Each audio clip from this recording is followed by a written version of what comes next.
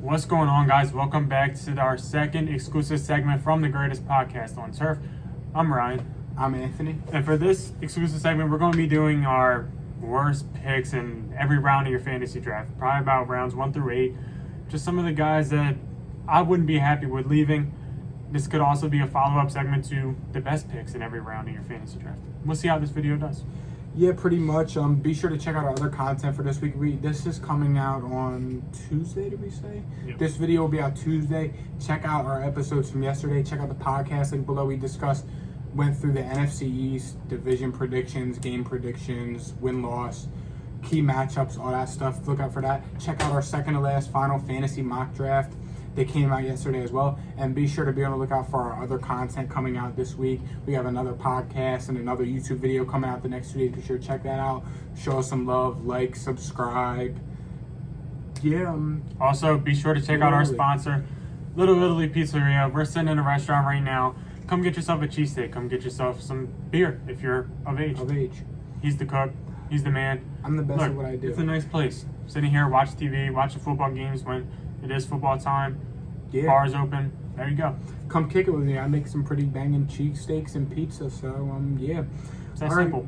ready to get right into it? Let's go. All right, cool. So, pretty much we're going to go through about the first 8 rounds or so. We did some calculations, some predictions, all that stuff.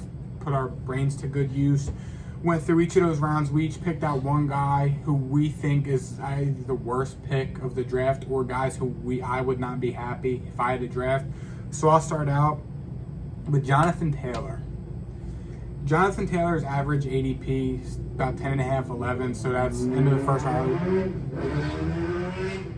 Nice. It's about into the first round, early second. I've seen Jonathan Taylor go as early as the 4th, 5th overall pick. I don't like that. The offensive line's kind of banged up. Granted, they don't have a starting left tackle right now. They never really replaced Anthony Costanzo. They bought in Eric Fisher, but he's probably won't be back till October. Quentin Nelson may not be healthy for the start of the season, and I can see a committee forming there. Marlon Mack is back healthy now. They still got Naeem Hines. They got Jordan Wilkins, who they like to bring in on third downs to catch passes. They like to bring him in at the end of the game to be that workhorse guy to just get the ball every down. I can see a committee there. They have 4 running backs that they like to use there. So, I mean, there's a lot of other guys who I would pick in the first round other than Jonathan Taylor. That's including this next guy who you're about to talk about. Yeah, but my guy, I love the player. I think Nick Chubb is, one of the best running backs in all of football. But I'm not sure I'm in love with his first round average draft position here. Nick Chubb, look, he's great. He's great for what he is. The problem is that Kareem Hunt is there, and Kareem Hunt is getting a lot of the pass targets. I know if Nick Chubb was the sole running back in his team, he could probably be a top 3 running back in all of fantasy football, but he's not. Kareem Hunt is there. He is there to catch passes on third down. He is there to split the work with Nick Chubb. And when I'm drafting in the first round, I'm looking for somebody that I could see them being the #1 overall player in fantasy football. I could see that kind of vision. But Nick Chubb, I just don't see it. The passing work isn't there, especially in a PPR league where you need passing work. It's just not there, and I don't see it coming until an injury happens, which I don't bet on injury. So, Nick Chubb, look, I love him as the player. The second round, I would happily take Nick Chubb, but he's not going to be there. And if I leave the first round with Nick Chubb, I'm not going to be thrilled about it. Yeah, that's fair, and I agree with what you said. When you have a guy like Kareem Hunt who has potential to be a top 10 running back in all of the NFL, it's kind of tough, especially when he comes in on third downs to catch passes, when they're using him to take some of your touches away.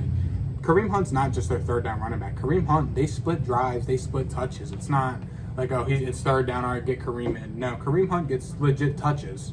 Now, if the situation was that Kareem Hunt was only bought in on third downs, I wouldn't be reading into it as much because we're looking at a situation like we've seen with Zeke Elliott years past, like we've seen with Joe Mixon years past, where they have other guys that come in, where they don't have other guys. What am I saying? I don't know what I'm saying, but yeah, more or less I agree with what you said. Moving on, second round, guy who I'm not touching in the second round, A.J. Brown. I don't think he's going to get as much touches this year, considering Derrick Henry's coming off the year of his life, and because they bought in the best receiver in the NFL, Julio Jones.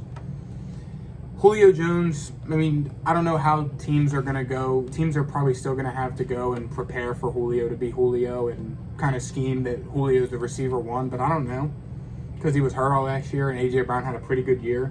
So they may try and play discipline, and if I'll tell you right now, if defense is playing discipline, just one-on-one corner, I'm taking Julio any day of the week. I think he's going to lose some touches, and A.J. Brown, I think that I'm a big A.J. Brown guy. I love A.J. Brown. I just think he's being a little bit too overrated going into the NFL season and in fantasy football this year as well. Yeah, my guy, I'm going to go with Justin Jefferson here. And look, when we're doing this, it's kind of hard to do it these early rounds just because, your first and second round guys are usually solid guys. Yeah. It's just hard to envision them being a bust. So we're not predicting these guys to be busts. We're just saying that if we, left the draft with these guys, we wouldn't be thrilled at where they're being drafted. Unfortunately, I wouldn't be. So yeah, for me, Justin Jefferson is a possible regression type of candidate. I know it's his second year, and as a rookie receiver, his second year, this is supposed to be his big year. It's supposed to be his boom year. I get that 100%. But he is on a Minnesota Vikings offense that I think is going to regress after what they did last year. The defense was bottom 3 in terms of scoring. I think that's going to be improved. They're getting guys back. They made free agent additions. I see the defense taking a step forward, which will lead the offense to taking a step backward. Justin Jefferson, I know he is a stud, but he is being drafted as a top 10 receiver, and I think he's going to be around there. But I think there's other guys here in the second round that I would rather have, such as a Calvin Ridley or DeAndre Hopkins. Other guys like that. McLaurin, Allen Robinson, Keenan Allen. A couple of those guys might have been a stretch, but I would much rather have a Stephon Diggs, a DeAndre Hopkins, I would rather have a DK Metcalf than a Justin Jefferson in terms of DK, sorry. However you feel about DK, he is on a scoring offense with a bad defense. I think the Vikings, they're kind of going to flip the script. They're going to go run heavy more, and they're just going to worry about winning games instead of putting up numbers. I agree with what you said there 100% for the most part about Justin Jefferson. It's hard he's not going to be, I don't think he'll be able to live up to how he lived last year. He broke every single one of Randy Moss's rookie records. That's hard to not regress from. Yeah, dude's a stud, but if he comes out and puts up those numbers again, I'll put him in the top 5. But, I don't think he comes out and does it this year. I like what you said. I agree with what you said on Justin Jefferson. And moving on, this is where it starts to get interesting. Because this is a guy who I've seen go as early as coming around the bend of the first round, J.K. Dobbins. If I have J.K. Dobbins in the third round, I'm not going to be particularly happy with it. I'll tell you right now, I'd rather have David Montgomery, Darrell Henderson maybe, and even Chris Carson rather than J.K. Dobbins. Because the fact of the matter is, sure, J.K. Dobbins is RB1. He's going to be heavily involved in the passing game. But when it comes down to it, who's getting the touchdowns? Lamar Jackson or Gus Edwards, who they just paid? I'll tell you right now, first and goal, J.K. Dobbins, he's not in the game. You're running read option with Lamar and Gus Edwards for the touchdown, or you're throwing it to Mark Andrews across the middle. Sure, J.K. Dobbins, I think that he could be decent in the offense. Getting him involved in the quick game with Lamar, the read option game, early downs, but he's not going to get the touchdowns. He's not going to get the goal line touches. So there's a lot of guys. I could name 3-4 other guys who I'd rather have than J.K. Dobbins in the third round. And I'll tell you right now, if I have to settle for J.K. Dobbins, then I would be curious to see how that draft would look if I have to draft him in the third round. That's fair. With my guy here, I agree with everything that's said about J.K. Dobbins. I'm not a huge fan of him at all. I know, Mark Ingram had value when he was there. I get all that, but I just don't see J.K. Dobbins doing it just because I don't see him getting the touchdowns. With that all being said, my I could even say bust candidate, but a guy that I would not be happy with drafting in the third round, it's DeAndre Swift. Every year, the Detroit Lions never put up a good running back. It's like clockwork. I'm not sure why this is happening. It was partially because Matt Stafford, all he did was throw the ball. They didn't run the ball. It's just kind of what they did. But DeAndre Swift, look, it's his second year. This is supposed to be a step-up year. I don't see it happening. I'm not taking him in the third round, and I'm not going to be happy about it whatsoever just because of the fact that he's a Lion. I know it's, you can't just say that, but he's a Lion. It's just how it is. It's how it's been. I'm a guy where I see things that have happened over the past 20 years. I don't expect it to change just like that. I don't see it. They kind of written the narrative. The Lions, they don't run the ball. Simple. That's fair, but I disagree with that. DeAndre Swift, while he was splitting touches with 2 other running backs last year, finished as running back 16 in fantasy football. And they're getting in a guy, in Dan Campbell, I think his name is, who wants to run the ball. He wants to go out there, pound the rock, run the ball 20 times a game. And I think DeAndre Swift is that guy this year. I think he is going to take that step up. So I disagree with you there. DeAndre Swift, another guy I'd rather have than J.K. Dobbins. I mean, he's being drafted as the running back 16. I don't see it. It's how he finished last year. They brought in Jamal Williams, who will take touches from this man. I mean, who was the backup last year? Was Theo Riddick? Yeah, I mean, it's no. In Detroit? Yeah. They had AP and Carry-On and injured Carry-On and Adrian Peterson. Jamal Williams is better than both of them. I'm not happy with DeAndre Swift. If you're happy with a Detroit running back, good for you. Do your thing. I'm staying away from him. All right, and we were both on the same page in the 4th round. I'm telling you right now, I'm not drafting Miles Sanders this year for the same reasons I said about J.K. Dobbins. There's a lot of other guys I'd rather have than him, and the Eagles don't even really like him. The Eagles bought in Kerryon Johnson. They begged Jordan Howard to stay, and they drafted a running back in the 3rd round in Kenneth Gainwell. I'll tell you right now, I don't care how good he is. When you have as much more pressing needs as the Eagles have, you can't afford to draft a running back in the 3rd round when you have a Miles Sanders, a Kerryon Johnson, and a Jordan Howard in the backfield. You can't afford to do that.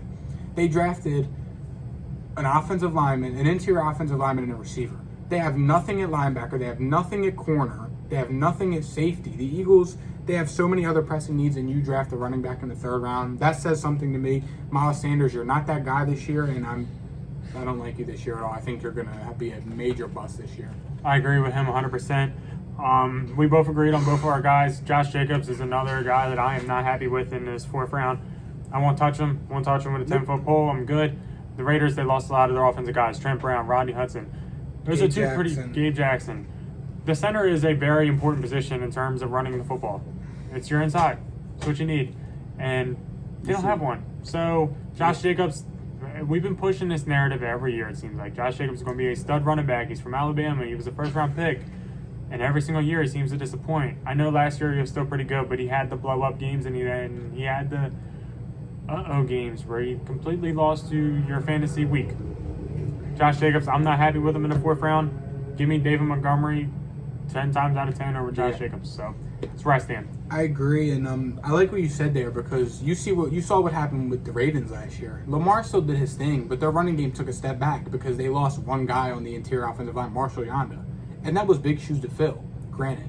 But when you're coming from a Las Vegas Raiders team where you're losing your starting All-Pro center Rodney Hudson, Gabe Jackson, your left guard, and Trent Brown, 3 of 5 starting offensive linemen, that's hard to fill. And when they address tackle in the draft, okay. They also don't pass him the ball. Yes, they don't. Jalen Richard is always in there, and you pay your backup running back $7 million a year to come in and be that 3rd down back, and even take some of Josh Jacobs' touches away. I'm good.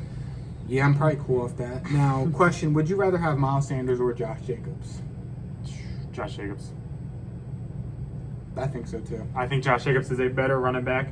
They're in a very similar situation. They're both on a horrible team. They both have competition behind them.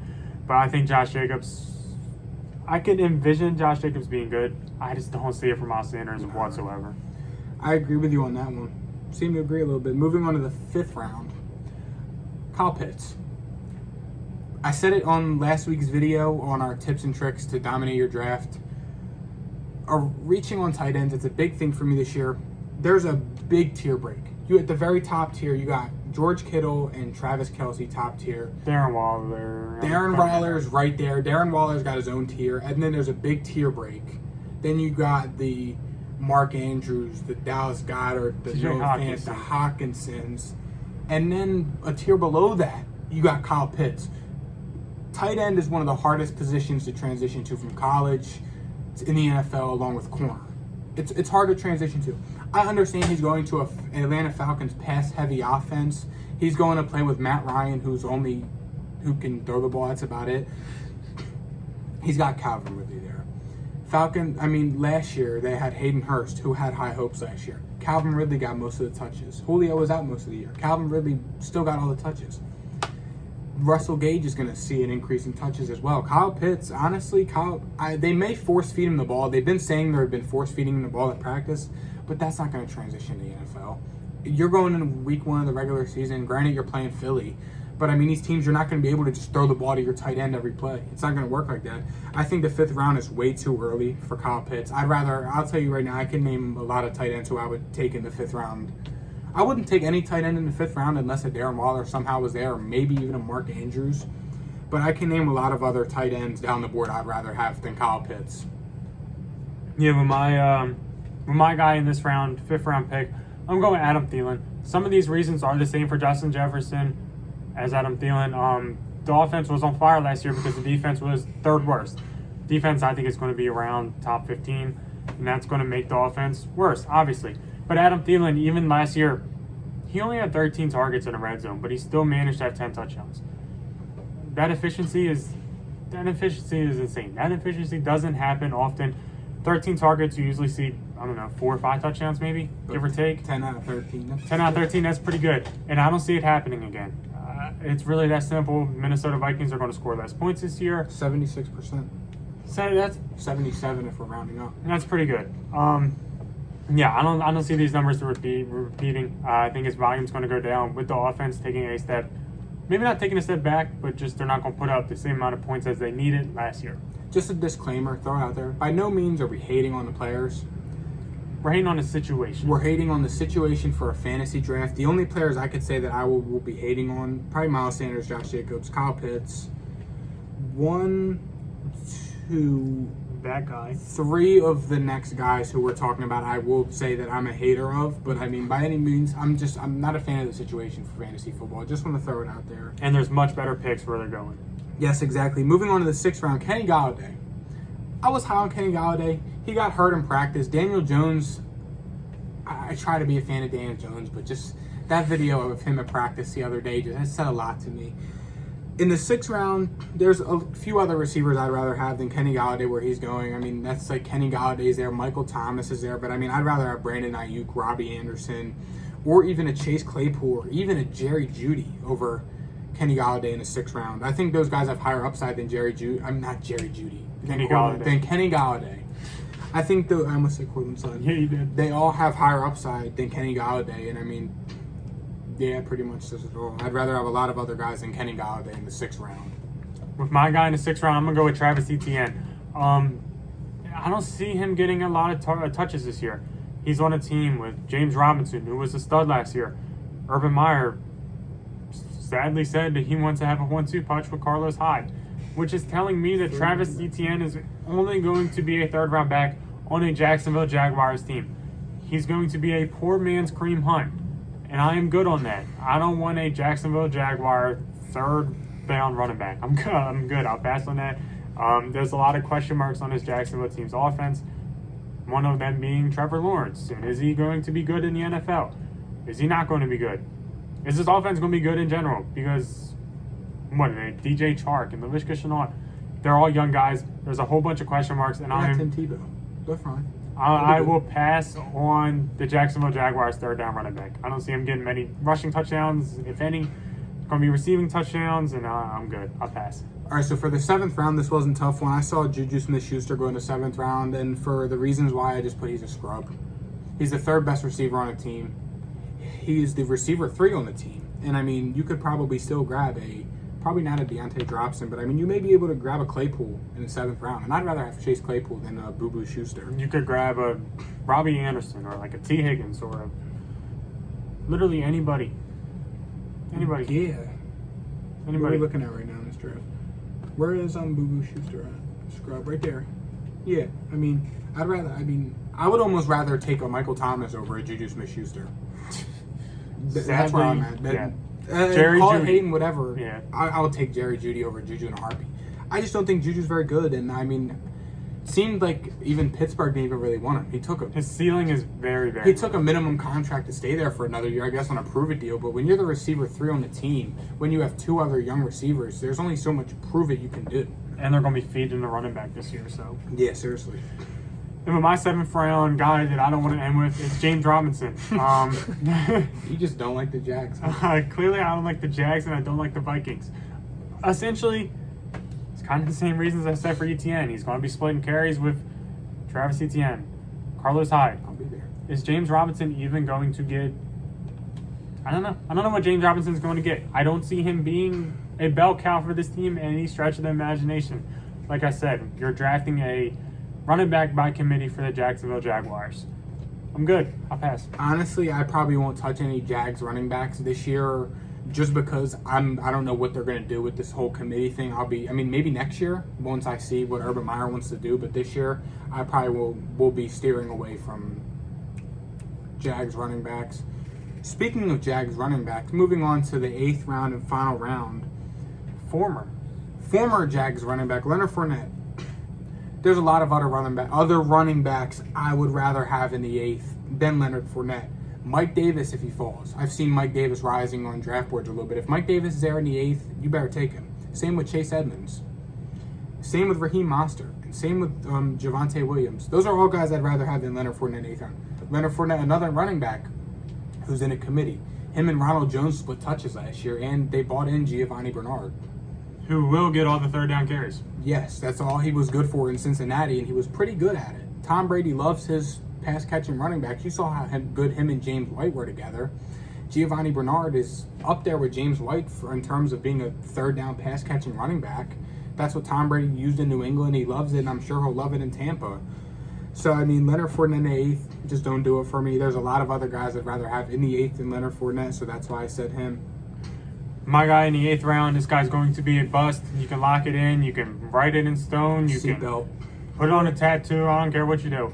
Melvin Gordon is going to be a bust this year because Javonte Williams is coming for his job. Melvin Gordon isn't very good. He hasn't ever been good. Nope. Even on the Chargers, he was a 3.8 yards per carry kind of guy. Yep. He sucks. Javonte Williams coming for his job. They traded up to get him in the 2nd round. He's the man. He's taking over probably, week 4, week 5. Expect Javonte Williams to take over and potentially win people some leagues. That's fair enough. I think we could leave it off at that, no? Yep. Sorry, Melvin. Thank you guys for watching. Make sure to show us love. Check out all of our other content we have coming up through this week and the weeks in future past. It's football season now. Week 2 of the preseason, we're going to be grinding content. Like I said, you guys expect to see content 4 or 5 days a week, whether it's a podcast or a YouTube video. We are going to be trying to daily upload every single day, Monday through Thursday, Monday through Friday. Even when college football starts, we may be able to even go Monday through Friday, Monday through Saturday, if we start throwing some college football content out there. Let us know what you guys want in the comments. Thank you guys for watching. Keep showing us love, and we'll see you guys next week. See you. Peace.